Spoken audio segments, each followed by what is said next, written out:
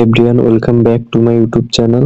আজকের এই ভিডিওতে আমরা MT15 এর নিউ আপডেট অর্থাৎ 2025 সালে যে আপডেটটা আসবে সেটা নিয়ে আজকের ভিডিওতে আমরা কথা বলবো।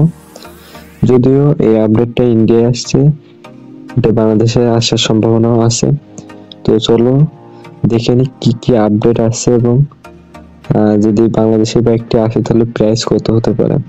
বেশি কথা না বলে ভিডিও শুরু করি। ভিডিও শুরু করার আগে একটা কথা বলবো, চ্যানেলটি যদি এখনো সাবস্ক্রাইব না করে থাকো অবশ্যই সাবস্ক্রাইব করে পাশে থাকা বেল আইকনটি বাজিয়ে দাও।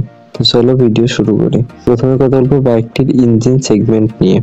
বরাবরের মতোই বাইকটিতে 155 সিসির লিকুইড কুল 4 ভালভ সিঙ্গেল সিলিন্ডার ইঞ্জিন ব্যবহার করা হয়েছে, যা ম্যাক্সিমাম পাওয়ার প্রডিউস করবে 19.3 PS at 10,000 RPM এবং ম্যাক্সিমাম টর্ক উৎপাদন করবে 14.1 নিউটন মিটার at 8,500 RPM। বাইকটিতে 6 স্পিড গিয়ারবক্স ব্যবহার করা হয়েছে।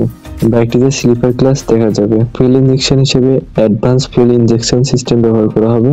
একটি সাসপেনশনের দিকে যদি আসি তাহলে বাইকটির ফ্রন্ট সাসপেনশনে 37 millimetre upside down fork suspension ব্যবহার করা হবে এবং রেয়ার সাসপেনশনে লিঙ্ক টাইপ মনোক্রস সাসপেনশন ব্যবহার করা হবে।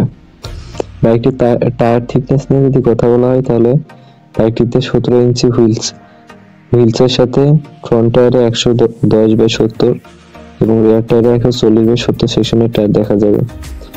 বাইকটির ব্রেকিং সিস্টেমে যদি কথা বলি তাহলে বাইকটির ফ্রন্ট ব্রেক হিসেবে 282 মিলিমিটার ডিস্ক এবং রিয়ার ব্রেক হিসেবে 220 মিলিমিটার ডিস্ক ব্যবহার করেছে এবং বাইকটিতে ডুয়াল চ্যানেল ABS পেয়ে যাবেন।